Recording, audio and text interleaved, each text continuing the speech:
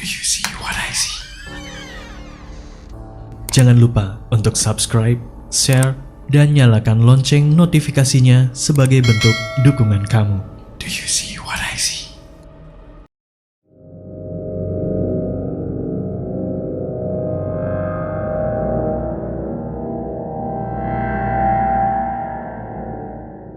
Kejadian ini sekitar 2 minggu yang lalu. Gue juga sempat bikin status di story Instagram gue tentang perihal ini, dan banyak banget yang komentar atau DM gue tentang perihal ini. Jadi gue ini tipikal orang yang susah banget buat tidur. Bahkan kalau gue pengen tidur itu gue harus dipancing dulu seperti dengerin ASMR. Bahkan gue suka nyetel film SpongeBob di Instagram, dan itu gue biarin nyala buat nemenin tidur gue. Emang sih habis-habisin kuota, tapi gak tahu kenapa gue merasa nyaman kalau nonton film itu. Jadi posisi tidur gue pun lampu harus dimatikan, lampu kamar atau lampu di lorong depan kamar, karena gue gak bisa tidur kalau posisi lampu nyala atau terang. Jadi di malam minggu itu jam 11 malam kalau gak salah, gue bener-bener ngantuk sengantuk-ngantuknya. Gue capek banget, padahal dari pagi pun gue cuma di rumah dan banyak banget tidur siang. Tapi gak tahu kenapa malam itu bener-bener ngantuk banget, sampai gue pun ketiduran tanpa menyetel ASMR ataupun SpongeBob. Cukup lama dari gue ketiduran ini, tiba-tiba tidur gue pun keganggu karena ada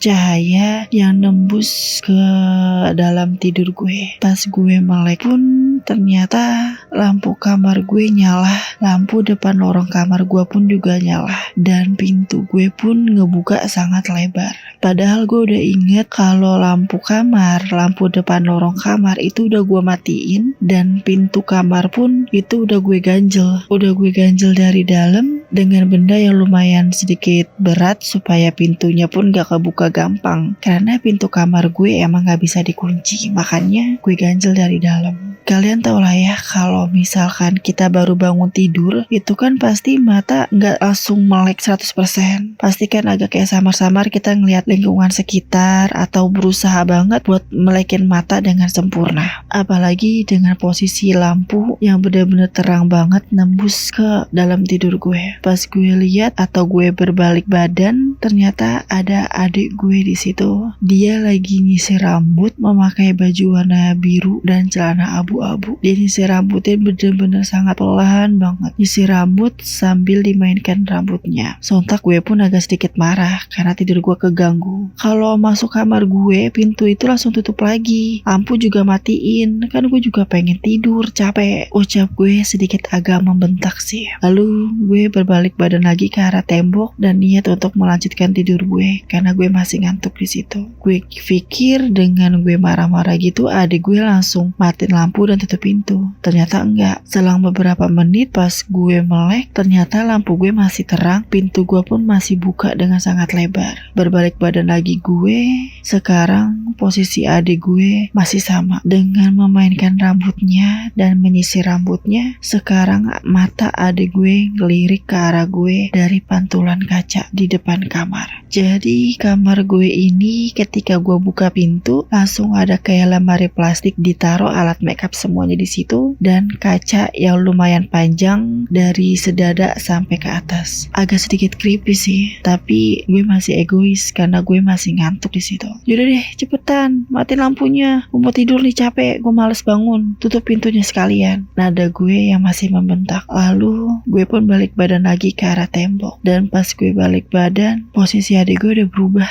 Sekarang dia madep ke arah gue dengan pandangan mata sinis, muka agak sedikit pucat. Gue kira adik gue lagi sakit atau ada masalah, karena adik gue ini tipikal orang yang gak pernah terbuka sama keluarganya, termasuk sama gue atau nyokap gue. Kenapa sih? Udah deh, tutup pintunya, mau tidur nih, capek tau gak? Ternyata adik gue langsung jalan ke arah kiri. Jadi arah kiri ini menuju ke balkon atau ke teras tempat gue jemur baju atau tempat beristirahat. Jadi jendela kamar gue ini ini langsung menuju ke arah teras tersebut. Pas adik gue berjalan ke sebelah kiri atau ke teras, gue pun langsung buka jendela. Pas gue lihat adik gue pun gak ada di situ, dan sontak gue pun kaget dan gue langsung lari ke kamar adik gue. Gak ada dia di situ juga. Gak mungkin kan adik gue loncat dari teras untuk ke bawah. Dan gue pun ngambil handphone. Sempat gue lihat jam, ternyata jam 3 kurang. Niat gue pengen nelpon adik gue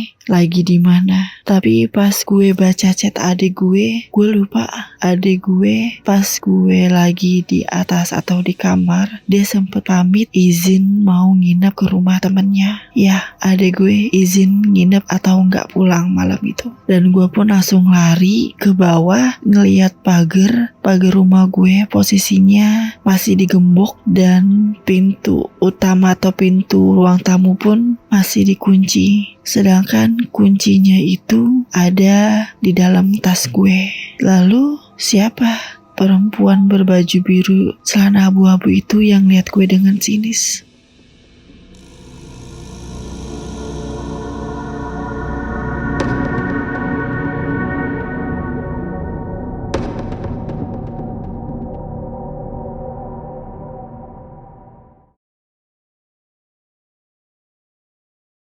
Kirim cerita kamu ke alamat berikut. Do you see